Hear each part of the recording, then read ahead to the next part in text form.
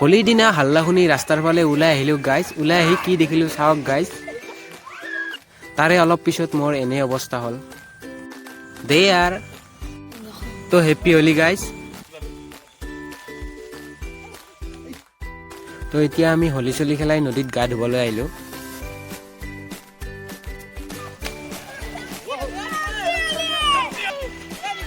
তো এইটো আমাৰ কমল দাই বিশাল এটা ৰাক্ষসী হাঁহি মাৰি দিলে। মোৰ গাৰ বোকাবোৰ গুচাবৰ কাৰণে পানীত ডুবকি লগাই দিলোঁ। তো গাইজ হোলী চলি খেলিলোঁ আৰু এই চাওক গা ধুৱাই গা ধুই আছে।